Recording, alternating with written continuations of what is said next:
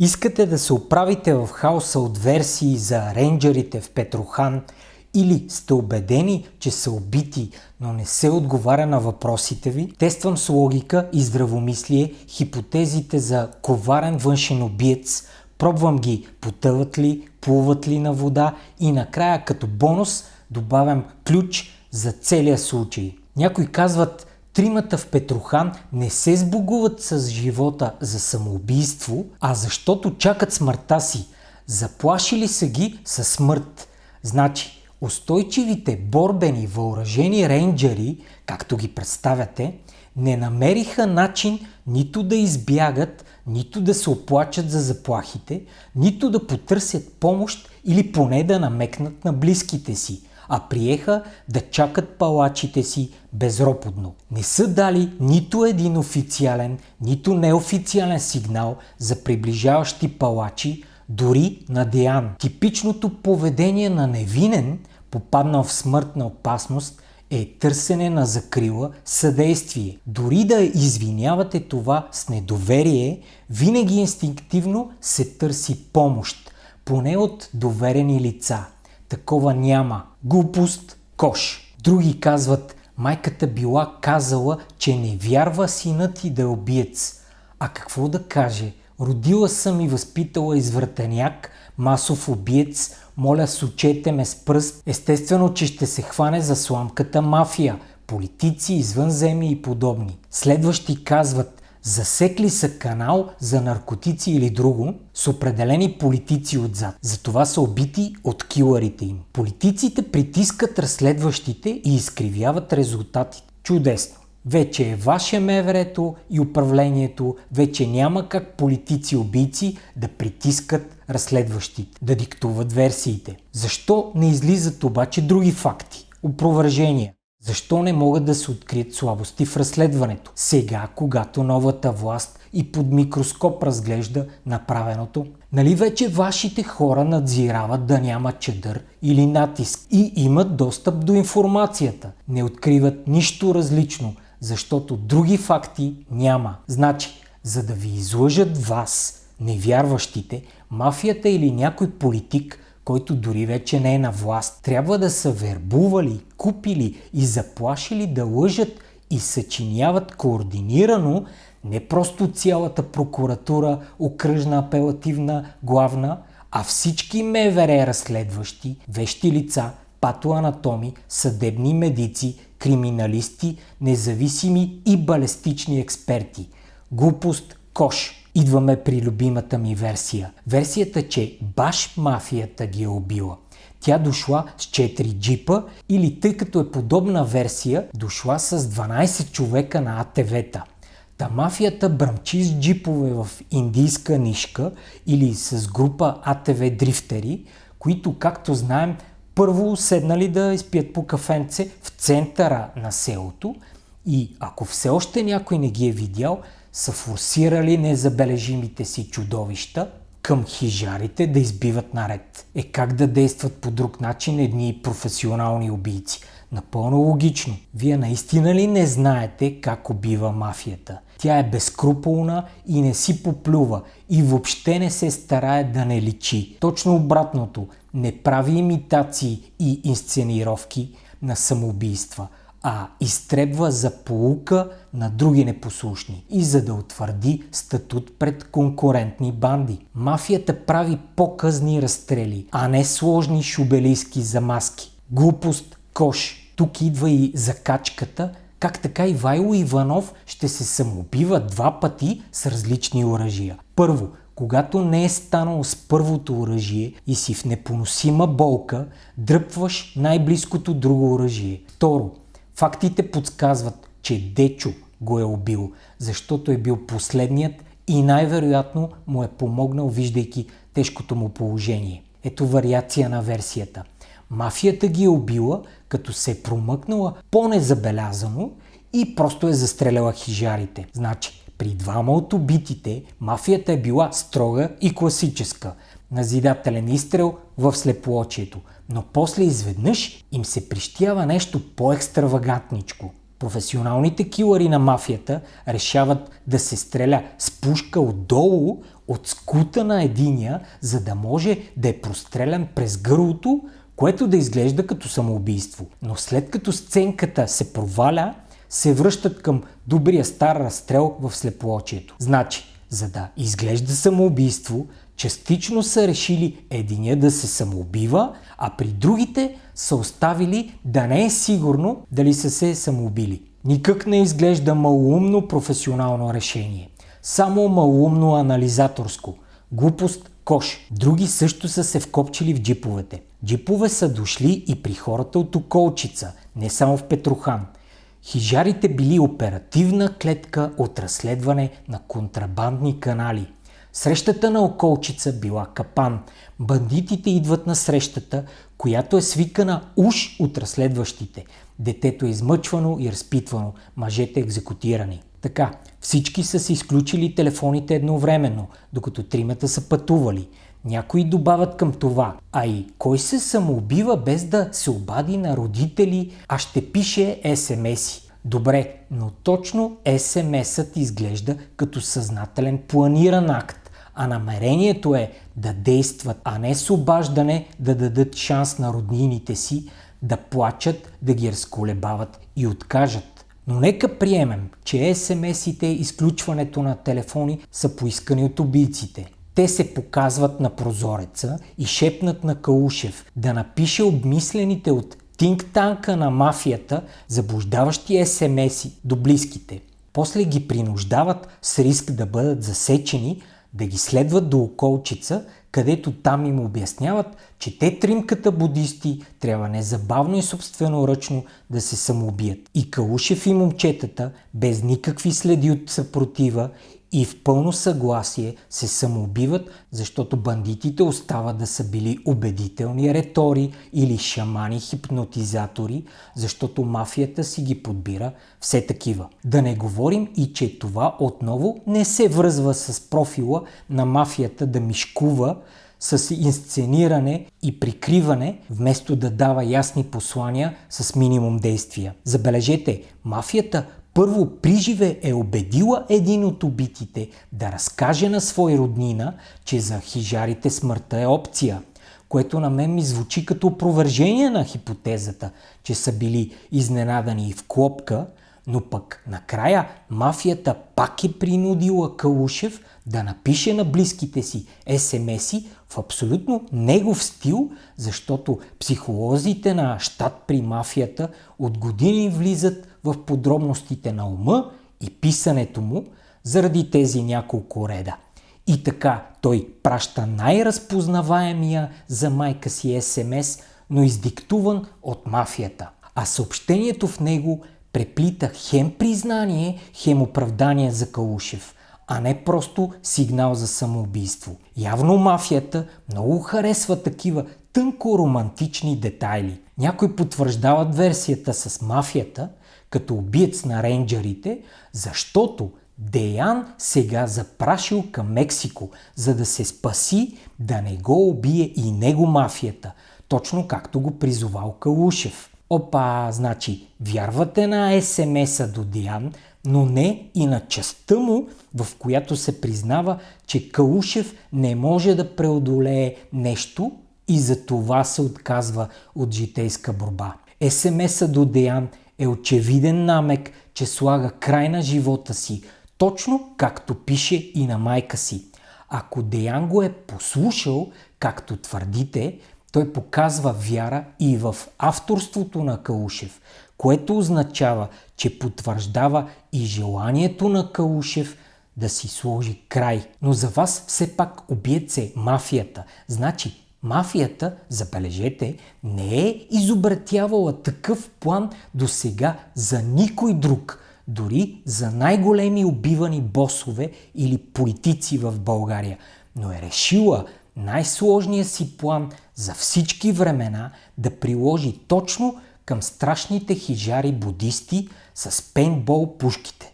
Че кой друг, ако не те, заслужават мафията да прави за убийството им двойни сценировки, маскировъчни SMS-и, разделени самоубийства с отвличания и убеждаване и отново инсцениране на самоубийства и убийства. с подхвърляне на улики за педофилия, с убеждаване на различни персонажи да участват и, разбира се, с улавяне и постоянно концептуално насочване на хиляди полицаи, дансаджии, институции, експерти. Мафията просто е решила да плаща на това море от хора да участва и отделно да си трае и, забележете, без засечка в координацията, без изпускане и на зрънце истина. Само си представете всички нива за удържане и колко скъпи са най-висшите. Това е ефтино мероприятие. Над милиард, но не много. Но това са 4 горски и 2 деца, световният приоритет на мафията за убиване. Явно не разбирате, че една солидна организация, ако щете дървена мафия, наркокартел, ДАНС, има хиляди начини да изтласка или заглуши 4 лесничеи и децата. Още повече, ако са, както твърдите, с протекции от властта. Първо, в района няма и не е имало сигнали за сериозни злоупотреби, за чувствителни интереси. Убийствата и при това на деца, и при това със сложна организация за покриване и инсцениране е последното, което ще предприемат такива фигури. В най-добрия случай щяха да им хвърлят бой или да убият Калушев и групичката се разпада. Глупост, кош. За джиповете добавям, че при този сняг, ако бяха идвали до хижата големи джипове или повечко хора убийци, нямаше как да се пропуснат белезите. Щяха да са основна следа около хижата. Но признавам, че за приемащите полети извън тялото и потоци през фонтанелите е реалистично да има и летящи джипове, но пък са на неизвисената мафия и сигурно летят до 100 метра.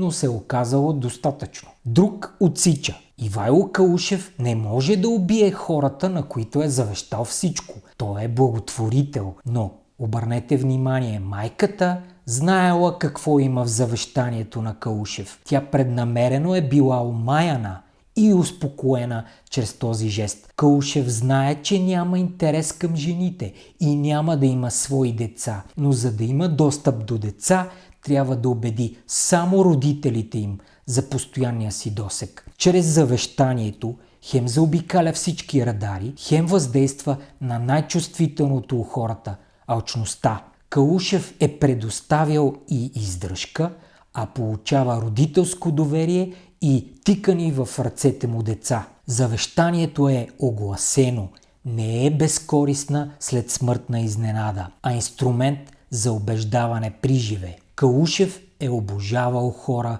които не забелязват, че ги купува и манипулира. Кога станахте толкова наивни и заинтересовани от някои версии? Това ме подсеща, сигурно виждате, че съм обграден от някакви палячовци в балони с надут въздух, загубили всякаква тежест и връзка с земната действителност. Фокусират се върху незапълнени все още празнини в главната хипотеза, сякаш те са опровержения, а не тестват своите хипотези, дали се свързват с наличните факти и могат да стоят в цяла работеща системна конструкция.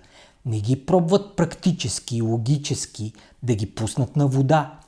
Казват и други е убил, защото МВР крият и лъжат. Например, камерата снима как уж онези се готвят да се самоубиват, а не са снимали как са се самоубили. Лесен отговор.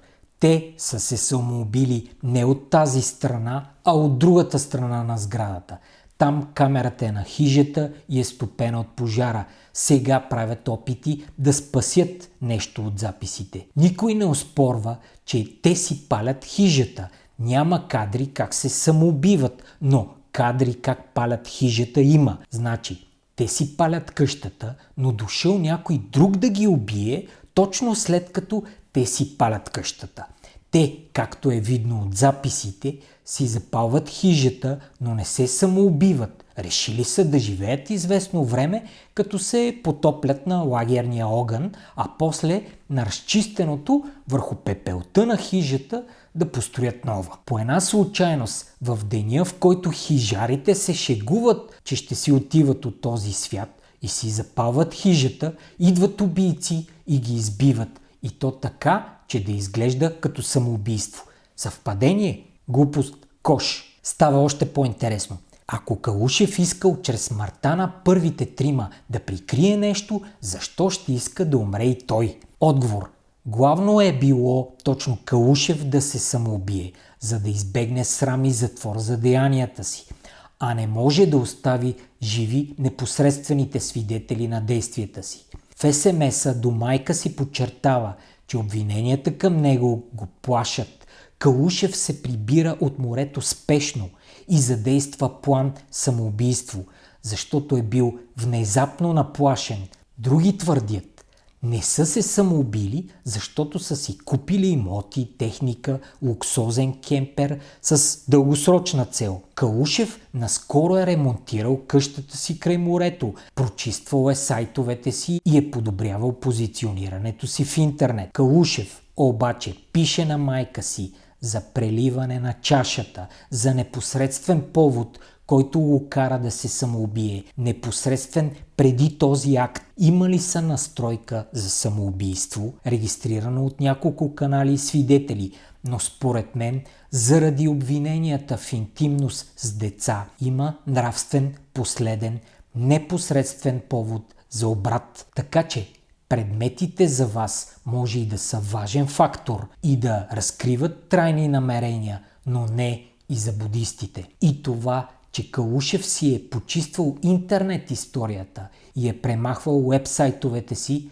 показва точно обратното на вашата теза. Той си е почиствал следите и всичко, което показва как търси деца за школата и говори някои особени неща. Когато замисляш самоубийство, а искаш да си запазиш името и да изпереш образа си след смъртта, чистиш неудобното. Той и на майка си е признал, че очаква скорошни разкрития за себе си, в които тя не трябва да вярва. Той се е погрижил точно да има по-малко факти, които да покажат истината. И никой външен няма да тръгне да трие нещо, което уличава само Калушев.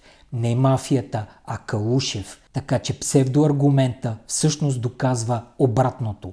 Глупост. Кош. Друга хипотеза. Убиват ги каналджии с протекции на ДАНС. Някои добавят и с протекция на политици. Опитвали са се чрез проверки, педофилски слухове, институционално да разкарат нашите лесничеи и идеалисти, ама не се е получавало. Накрая ги пречукват съзнанието на ДАНС, които сега опитват да покрият всичко. Значи, забележете, и Валери, и всички с сигнали срещу Калушев трябва да са подучени да хвърлят обвинения, но пък ДАНС и прокуратурата, какво им е станало, сами са прекратили разследванията и не са били много активни. Явно и пак те трябва да са накарали Калушев панически да си трие сайтовете и съмнителната интернет информация, как кани деца при себе си. Каналджиите и ДАНС, които уж са прокарвали педофилската идея, са решили да изтрият сайтовете и следите от тази версия. Напомням и, че Валери признава, че Калушев се хвали с предохранителността си и компютърните си умения да чисти информация, снимки, материали. Той добре е знаел какво прави и защо. Нещо генерално. Значи, показва се тотално недоверие към експерти, разследващи институции, ДАНС, МВР и се повтаря до втръсване колко са глупави, некомпетентни. И после съвсем същите се подозират, че са направили гигантска, непосилна и за Мосад конспирация, многопластова регулация с инсценировка. Ако сте прави за бездарието им, значи версията ви пада. А ако не са такива, каквито твърдите, значи те са прави с версията си, а вие отново не сте прави.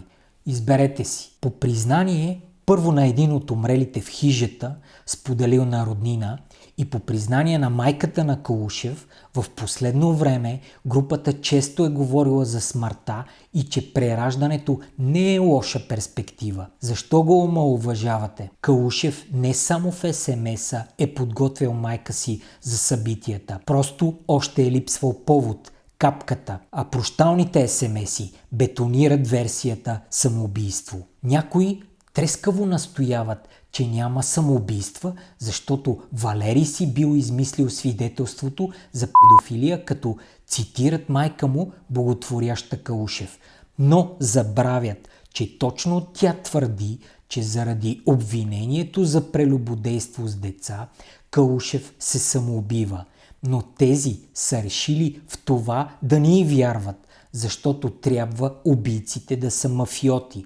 Замислете се, защо тя ще нарича сина си моралния убиец, защото Калушев се измъква от живота, опасявайки се от обвиненията на сина й. И още, а какво очаквате да каже майката, че е подозирала интимности?